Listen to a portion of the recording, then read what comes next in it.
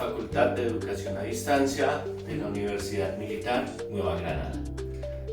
Mi nombre es Luis Felipe Páez Ramírez, publicista, planificador de medios, especialista en gerencia y docente universitario.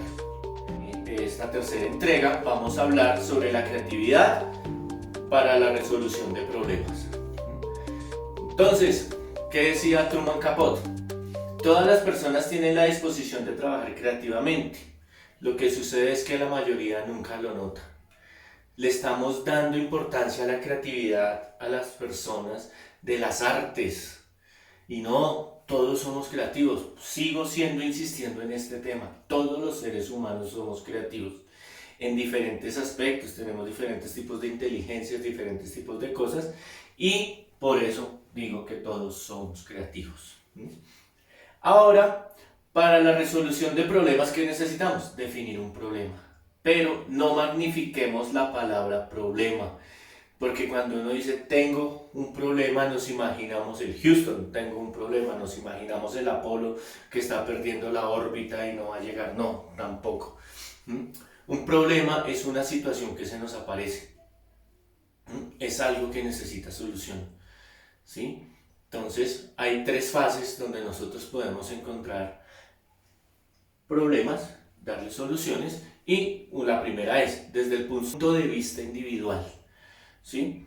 Esto aparece como un conflicto interior sujeto a manifestaciones emotivas que nos generan tensión y preocupación. Pues obvio, cuando estamos con problemas, cuando tenemos algo que solucionar urgente o se nos presenta algo, pues nos genera tensión y nos preocupamos. Vamos muy tranquilos hacia la oficina y ¡pum!, se nos pinchó el carro. Bajamos, miramos y la llanta de repuesto pinchada. Entonces ahí nos empezamos a afanar. ¿Por qué? Empezamos a enumerar y analizar un poco de situaciones, que el trancón, voy a llegar tarde a la oficina, preciso tener reunión con un cliente, lo que sea que nos genere esa tensión. Entonces ahí, por eso se dice que es de tipo individual, porque es algo que afecta a la persona que está viviendo esa parte. Si lo miramos desde otro punto, otra perspectiva, es una dimensión objetiva, llamémoslo así. Todo problema tiende a aparecer como un obstáculo y una situación difícil de saltar, ¿sí? Y peor aún, con los recursos que nosotros tenemos a la mano, a veces sentimos que no es posible. Pero mentiras. Si no, los recursos no alcanzan, busquemos otros recursos. Pero lo importante es siempre proponer. Pero siempre miremos que eso es desde el punto de vista objetivo. También puede pasar como un hecho interpersonal o social. Resulta que un conflicto o problema aparece cuando dos personas tienen una idea, cada uno por aparte, y desafortunadamente ninguna de las dos es compatible con la otra, llamémoslo así. Entonces el hecho de que no se pongan de acuerdo, que tengan ideas opuestas, genera conflicto y ya el problema no se torna individual, sino se torna grupal o social. Entonces, para resumir, un problema puede presentar todos estos elementos estructurales, personales, pueden ser objetivos, individuales, sociales, lógicos, lingüísticos, o tener un revueltico de cada uno. ¿Por qué lingüísticos? ¿Alguna vez nos ha pasado que de pronto la película que queremos ver está en inglés? Y el hecho de que no sepamos el idioma se nos genera una barrera. Entonces miren por qué es lingüístico. De pronto en la calle algún día en el centro se puede encontrar una persona de otro país y le pregunta y uno no le entiende. Ahí, tanto para el señor que está en su lengua nativa, inglés, alemán, francés, nos habla, nos escribe, y para nosotros que no le entendemos y no le podemos solucionar. Entonces por eso ahí se genera ese conflicto. Ahí vamos a mirar ciertos puntos de vista o planos y unido a actividades mentales en las cuales nosotros podemos generar la solución de diferentes problemas. Entonces, iniciemos. El primer plano es el real unido al ámbito empírico, ¿sí? Se trata de aprender lo real mediante el proceso de observación, percepción, recopilación de datos y generar una discriminación perceptiva. ¿Sí? Entonces, ¿esto de qué nos trata? Debemos analizar lo que está pasando en el entorno y qué tenemos en nuestro alrededor para solucionar. Yo no puedo ser el experto, por eso se llama el empírico, sino que mi experiencia me puede dar para que yo pueda solucionar desde otra perspectiva, generando el análisis de la situación, cómo lo puedo arreglar. Desde el plano hipotético, el creativo fantástico, digamos que este es como uno de los más chéveres. ¿Por qué? El individuo trata de solucionar el plano, ¿sí? Y empieza a generar hipótesis a través de observaciones, ¿sí? Y las hacemos libres, otras las podemos hacer muy lógicas, pero aquí tenemos que utilizar todo el potencial de nuestra imaginación, ser innovadores, inventores, creadores, ¿sí? Incluso hasta idílicos de llegar a soñar. Entonces ahí también se puede dar, porque a veces entre esos sueños, esas ideas locas que tenemos en la cabeza, se nos va a dar la verdadera idea para solucionar este problema. Siguiendo, tenemos a Alex Fenwick Osborne, publicista, que dice: la pregunta es la más creativa de las conductas humanas. ¿Por qué? Dicen que el que pregunta siempre está curioso de aprender algo. Cuando dejamos de preguntar, estamos empezando a encerrar nuestra creatividad. Desde el punto de vista lógico, o el plano lógico que lo llaman los expertos, es cuando aplicamos la mente, ¿sí? Cogemos toda la información que hemos recabado en nuestros momentos, todos nuestros conocimientos, todos esos datos obtenidos, y generamos un proceso, algo lógico, para darle un tratamiento regulado al problema. Entonces son aquellas personas que dicen, bueno, el problema, la primera fase, la segunda fase, la tercera, la cuarta, la quinta. Entonces son extremadamente metódicos, pero que igual ahí están siendo creativos. Que tienen pasos, sí, pero le están poniendo lógica al asunto, no están experimentando. En los otros aspectos, en el fantasioso, experimentamos, ¿sí? Aquí, más bien, vamos a la segura. Primero hacemos lo 1, ya al solucionar eso, volvemos al 2, volvemos al 3, volvemos al 4. Generar comprensión.